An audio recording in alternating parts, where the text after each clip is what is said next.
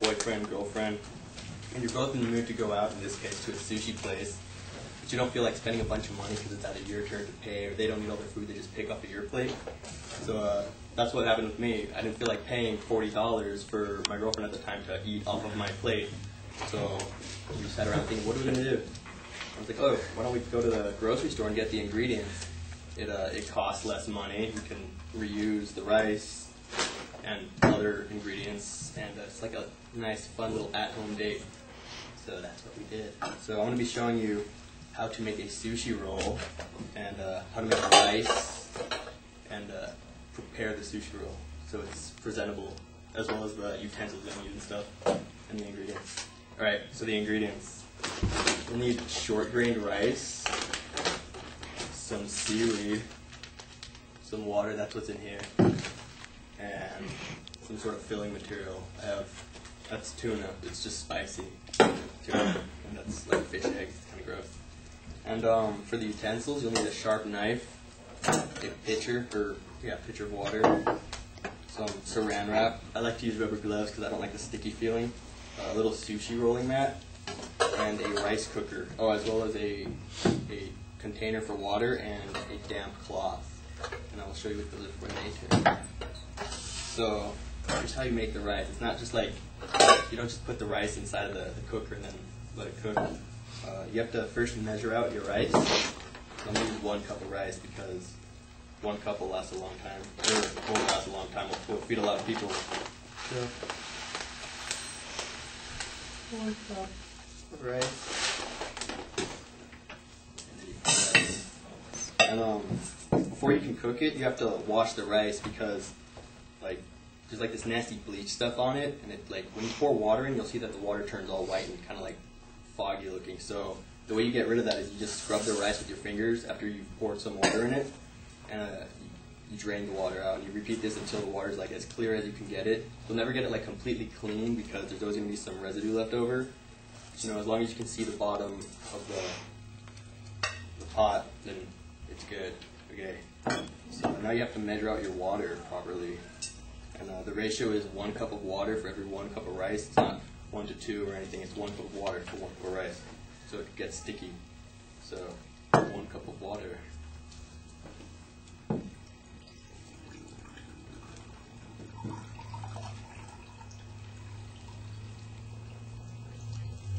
Okay.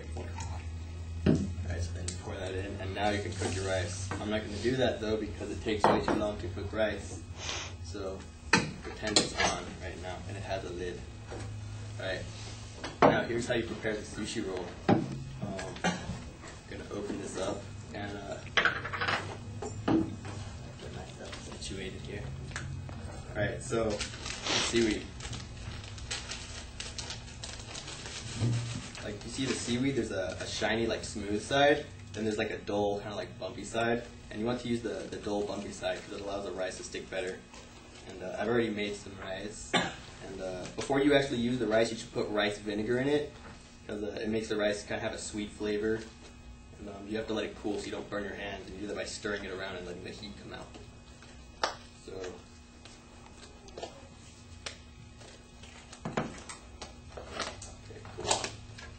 What you do with the rice?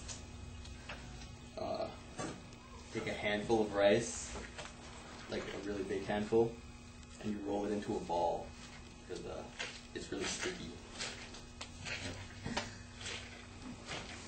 And you just got to do this because it keeps the rice from flying all over the place while you're rolling it on the sushi roll, the sushi seaweed.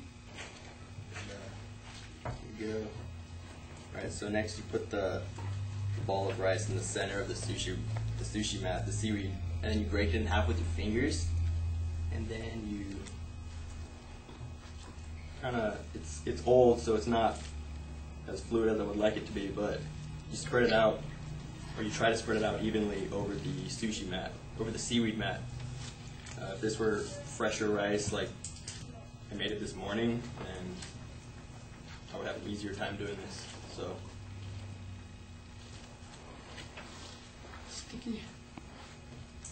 Alright, I didn't use enough rice, or I did, I just need to spread it out more. Get my hands in water. That's what the pitcher of water is for, so that way the rice doesn't stick to your fingers as much. So that's one use of it. And like, you should wash your hands beforehand, but you know, can't really do that. Right now I can't, at least. Right. So if you have guests over, I should said you should have made the rice before because it takes a while, and like they might want to eat and not come over again, you know? They might be those kind of people, like block party guests. So, almost done with this part.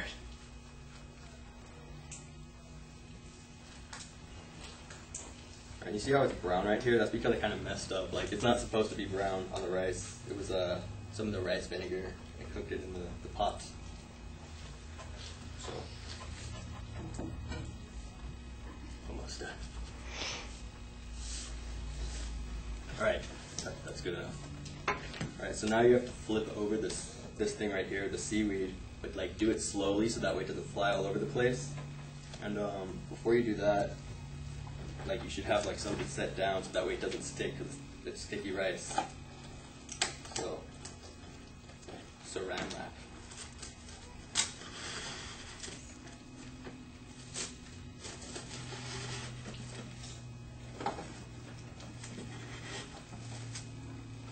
I think I've pulled too much, but whatever.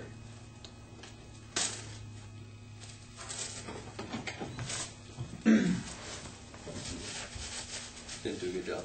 Alright, so now the filling material. So like before you start putting like the fish inside of the sushi roll, you should like make sure you don't overfill it, otherwise it's gonna like get all bumpy looking and look really gross. So I'm using spicy tuna for mine. This is new, so it's not like old gross tuna. And like 4 ounces of filling material is good for like this size roll wrap. So that's about what's in here. Alright, whatever. And you just gotta use your hand, there's no like fork or anything. And you spread it out evenly through here, or as evenly as possible. And being careful not to overfill or anything like that. And just try to keep as much of it as you can on the seaweed. Use some of this. It's kind of, some people like it's the smelt eggs. Just adds a little color, really. It's salty and gross. Right, cool. Now I can roll the roll. Alright, so the way you roll is you don't like do it all manly and angry. You gotta be like dainty with it. So you just take your thumbs and you lift up this side of the roll and you let it fall over. And then with the rest of your fingers, you just tuck it in like this. Damn it.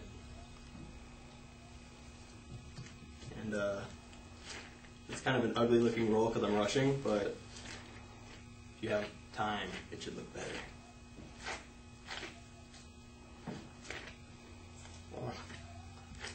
It's a really bad looking roll. I'm sorry for that.